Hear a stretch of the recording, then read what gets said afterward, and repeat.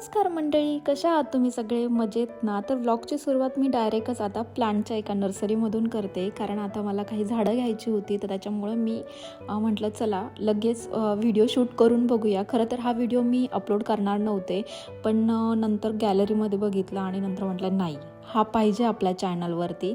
ज्यांना झाडांची आवड आहे आणि खरंच त्या सगळ्यांसाठी हा व्हिडिओ आहे.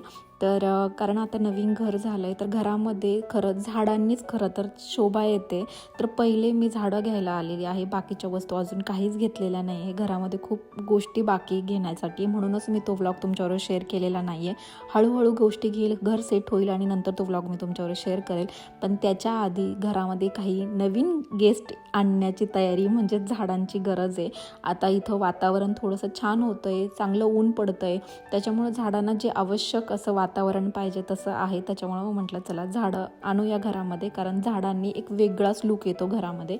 तर एक लोकेशन सापडलं. तर जे कोणी नेदरलँड्समध्ये राहत असतील किंवा अल्मेरेमध्ये राहत असतील, तर त्यांना मी नक्कीच डिस्क्रिप्शन बॉक्समध्ये ते लोकेशन शेअर करेल. तुम्ही नक्की तिथं जाऊन झाडं घ्या, कारण प्राईज वगैरे सगळ्या गोष्टी खूप छान आहे. आणि जरी तुम्हाला काही घ्यायचं नसेल, फक्त राऊंड मारून यायचं असेल आणि वेगवेगळ्या प्रकारची झाडं आवडत असेल, तर तुम्ही नक्की इथं या. आणि कुणाला गिफ्ट करायचं आहे, कुणाला द्यायचं असेल किंवा काही जरी असलं घरामध्ये जरी आणायची असली, तरी एक बेस्ट प्लेस आहे. बाकीच्या शॉपपेक्षाही खूप छान आहे. तर नक्की इथं व्हिजिट करा या नर्सरीला. तर मी जास्त काही बोलू शकत नाही, कारण याच्यामध्ये सांगण्यासारखं असं काहीच नाही आहे. कंटिन्यू मी वेगळं काही बोलण्यापेक्षा तुम्ही हा व्लॉग शेवटपर्यंत बघा.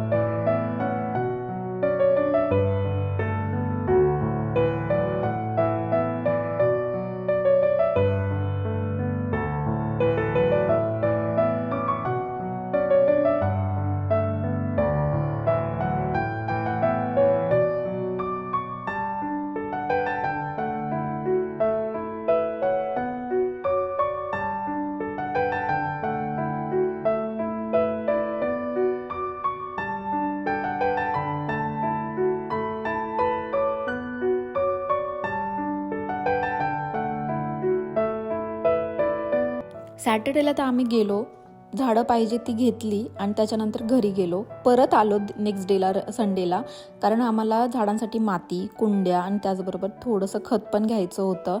आपल्याकडे कसं शेतामध्ये जायचं, माती घ्यायची आणि रोप लावायचं, पण असं इथं नाही आहे. माती ते सगळं विकत घ्यायचं राहतं. तर असा होता आमचा वीकेंड. तर तुम्हाला कसा वाटला? आवडलास तर प्लीज लाईक, शेअर आणि सबस्क्राईब करायला मात्र विसरू नका. बाय.